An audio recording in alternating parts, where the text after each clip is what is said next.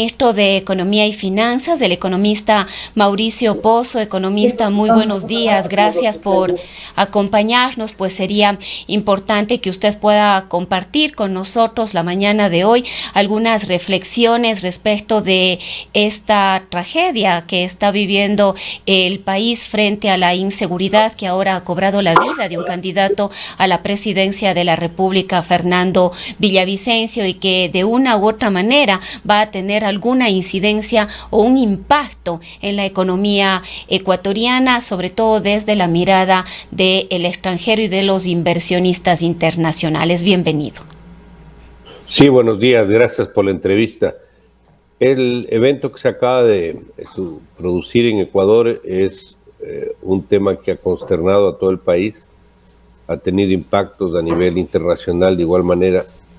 Y esto obviamente hace ver la debilidad de las instituciones, la propiedad que han ganado los que están en el negocio del narcotráfico, la vinculación de los grupos delictivos del Ecuador con otros grupos delictivos de otros países y la ineficiencia de los sistemas de seguridad que mantenemos internamente. Estos factores absolutamente lamentables, repudiables desde todo punto de vista, se suman a lo que ya venían viendo los mercados.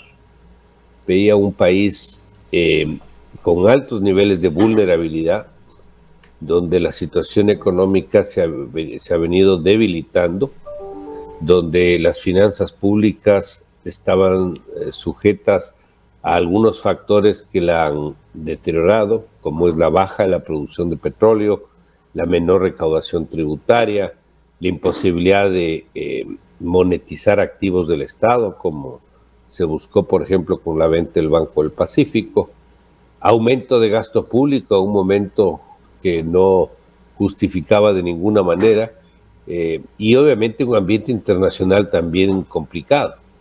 En un gobierno débil, con una seria dificultad de empujar reformas, a pesar de la disolución de la Asamblea Nacional. Todos ellos son factores, y ahora, como decía, unido a lo que se acaba de producir, todos ellos son factores que atentan contra la imagen del Ecuador, y parte de eso se expresa en un riesgo país que lamentablemente es una restricción para la inversión extranjera y un factor de encarecimiento del financiamiento interno de la economía. Bueno, el país llegó a más de los 2.000 puntos hace poquitos días, antes inclusive del asesinato de Fernando Villavicencio.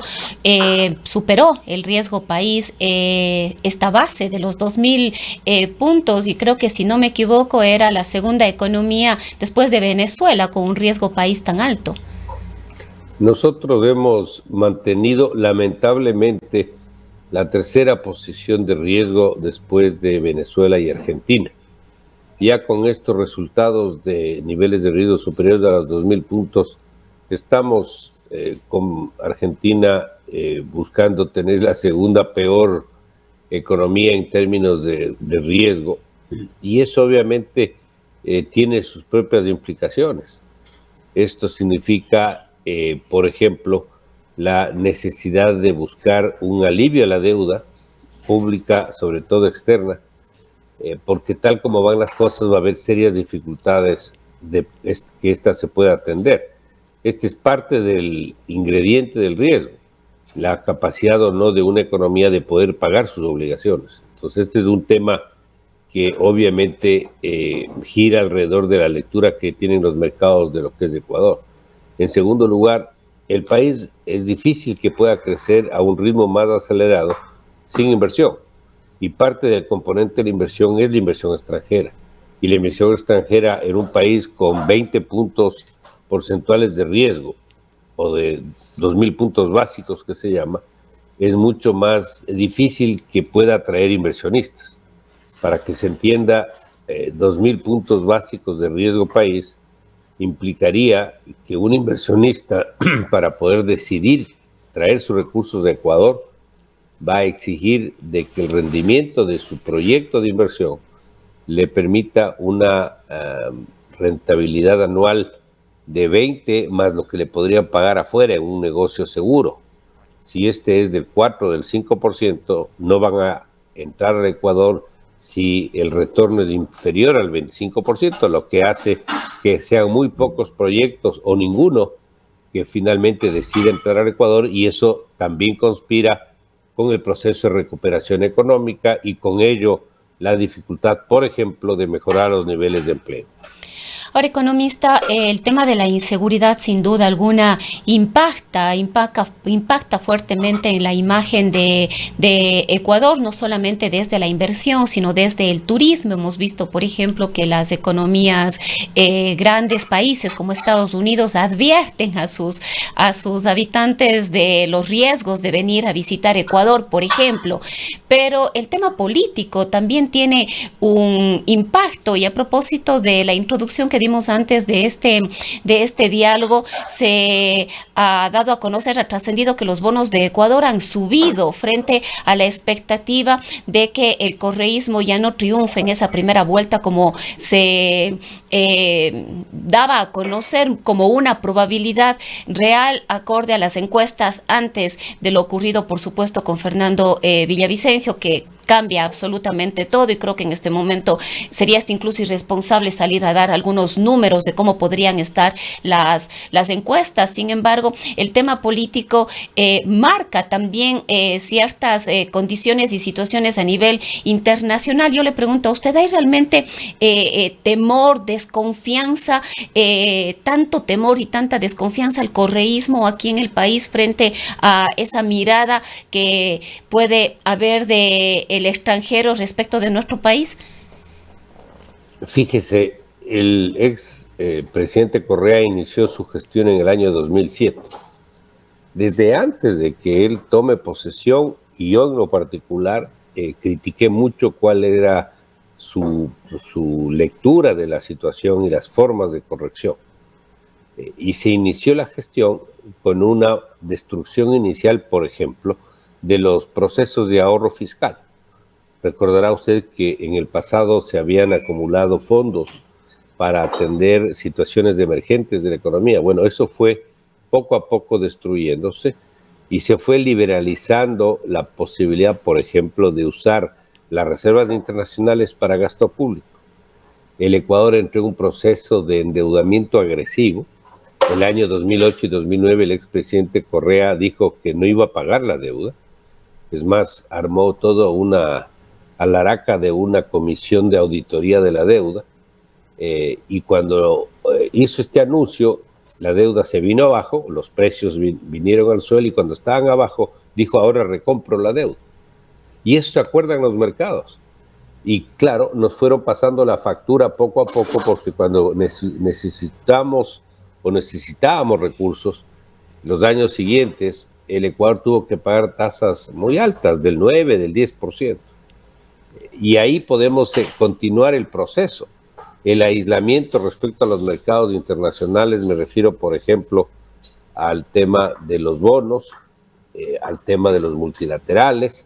Se acercaron a mercados no ortodoxos en condiciones hasta ahora perjudiciales, como fueron financiamientos con la China, y todo eso recuerdan los mercados. El país creció en esa década menos que los 6 años previos, a pesar de haber cuadriplicado la deuda, a pesar de haber duplicado el gasto público en términos del PIB, y eso significa, en palabras sencillas, un mal manejo económico, un recuerdo ingrato que tienen los mercados de lo que fue esa administración, y ni siquiera me meto a los temas de corrupción y otros. Por lo tanto, el que esto ahora tenga menos posibilidades de llegar por las razones que hayan sido, entre otras lo que se acaba de producir, puede dar lugar a que vean con algo menos de pesimismo la situación. Pero claro, esto no significa pues que no vaya a afectar, como mencionamos al principio, el tema de la inseguridad al gobierno que se tome posesión en los siguientes meses. Esto le afecta al país y a cualquier gobierno que tenga que asumir funciones en los siguientes meses. Pero desde el punto de vista, como estamos analizando, de que regrese una administración como la que el Ecuador tuvo del 2007 al 17, puede significar que hay alguna luz hacia adelante.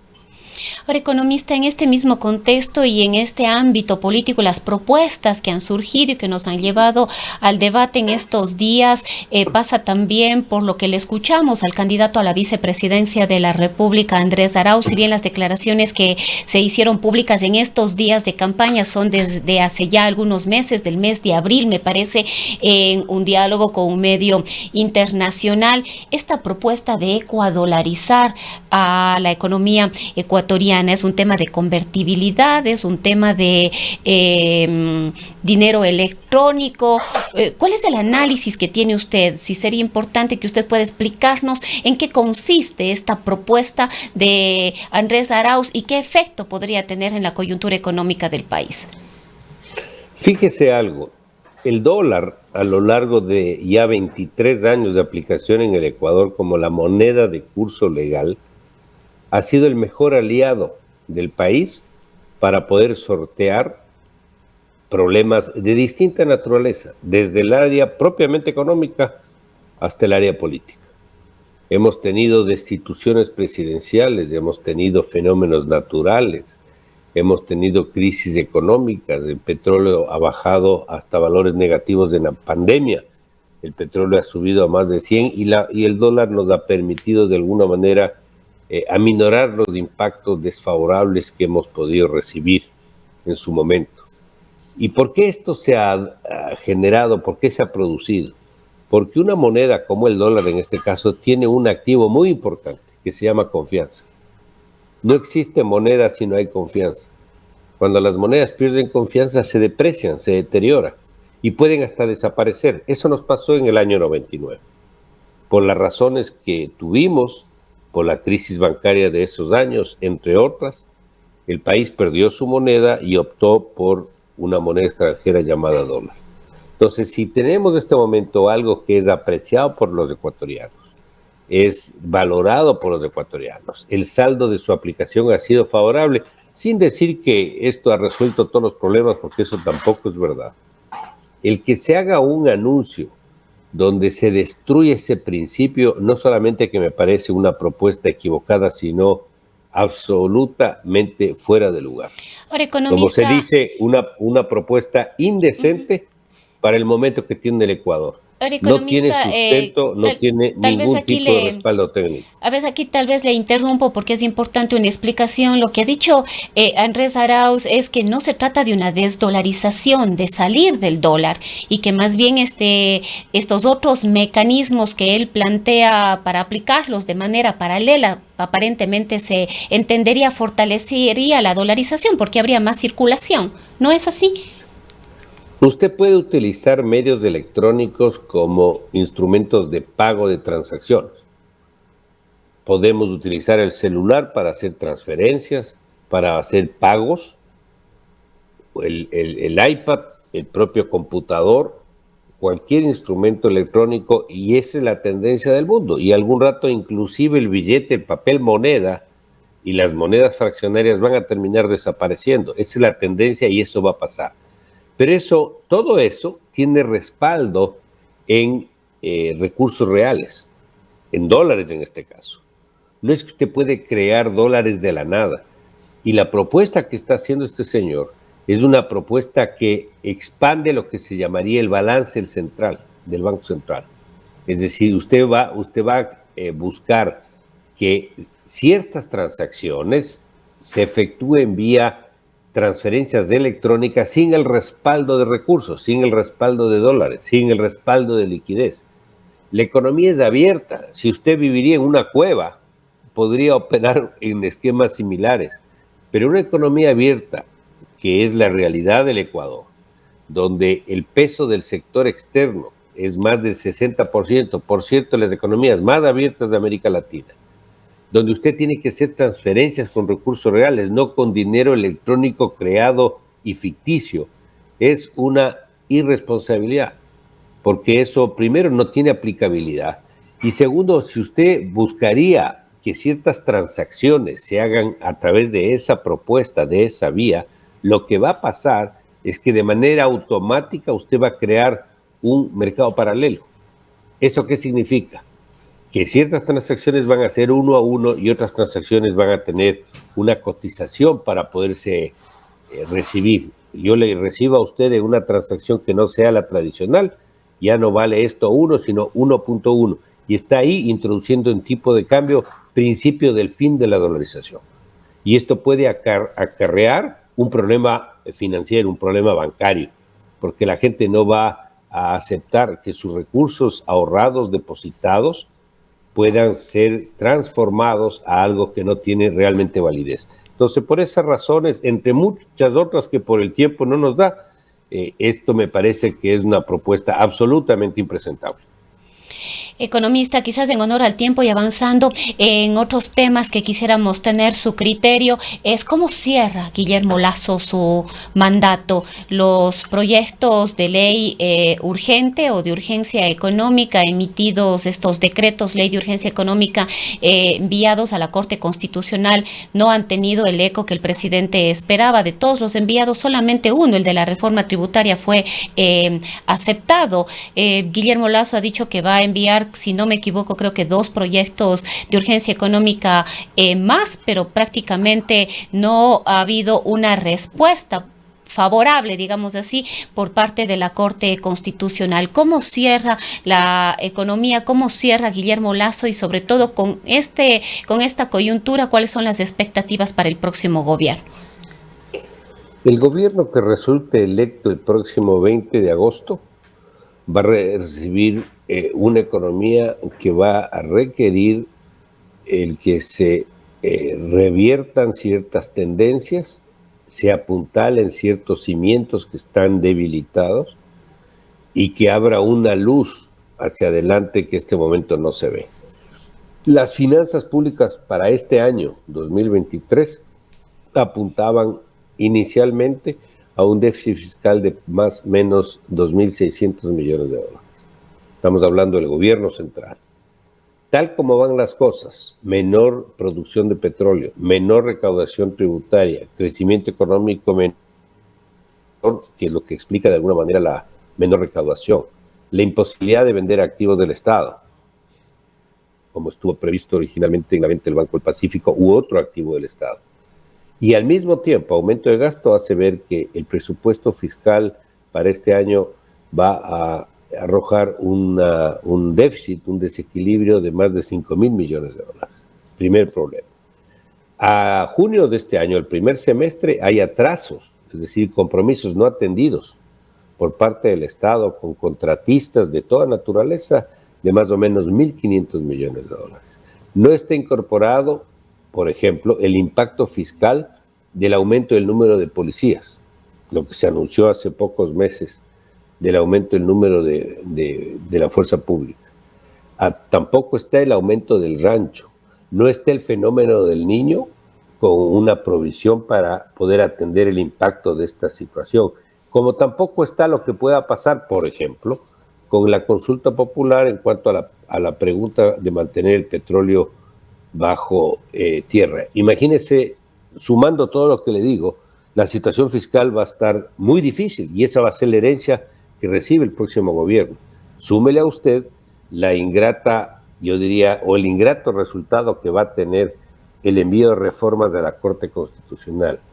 Algunas, a mi manera de ver, excesivas por el un lado y otras absolutamente, yo diría, poco cuidadosas por el otro. En el último caso a qué me refiero, el proyecto que se envió hace poco por la formación de la creación de esta suerte de ley de quiebras, que no tiene el Ecuador, donde se incorpora un principio que no está regulado en ningún lado, que es el manejo de criptoactivos, perdón. Es decir, que uno pueda tener en una empresa activos en criptomonedas, cosa que no está regulado, ni existe tampoco la supervisión para ese tipo de control. Y todo eso dio lugar, entre otras razones, a que la Corte Constitucional niegue ese proyecto. Entonces, no veo que ahí vamos a avanzar mucho.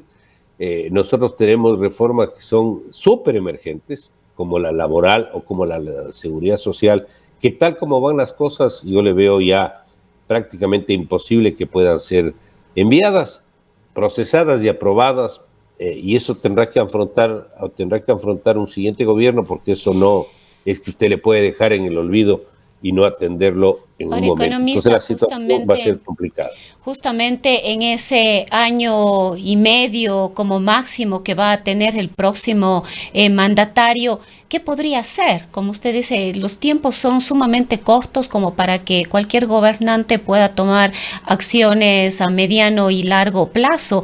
¿Qué podría hacer o qué debería hacer en ese tiempo? Yo empezaría indicando que el nuevo gobierno debe pensar que la mayoría de las decisiones que adopte durante un año y medio no pueden contar con un apoyo, yo diría, irrestricto por parte de la Asamblea Nacional. No sabemos cuál va a ser la conformación de la Asamblea. Yo no veo que va a ser muy distinto a lo que ya tuvimos. Y eso va a significar que va a tener que lidiar con una instancia donde enviar proyectos de ley o reformas va a tener impredecibles resultados. Es decir, no se puede contar con ello. Va a tener que su manejo económico sustentar en lo que esté en manos del Ejecutivo.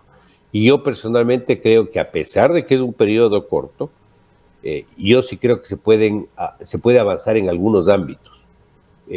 Hay mucho que esté en manos del Ejecutivo, pero muchas de esas decisiones requieren una acción de decisión política.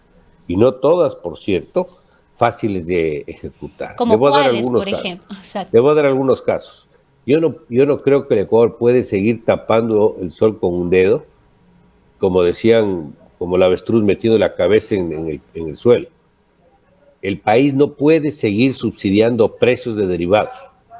Eso es una barbaridad, es un atentado contra los recursos que se requieren, y por lo tanto no puede subsidiar a los que no necesitan apoyo estatal. Eso le representa entre 3 y 4 mil millones de dólares anuales, recursos que serían bastante más necesarios para otro tipo de objetivos.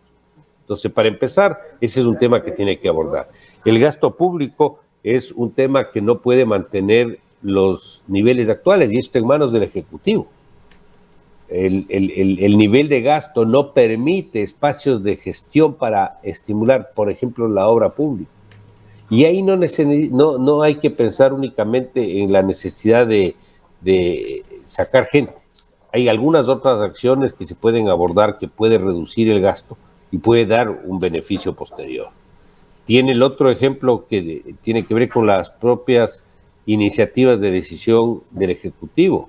La baja de los aranceles, que ayuda a mejorar el costo de producción interna, que eso es otro tema que podría ayudar a la recuperación económica también.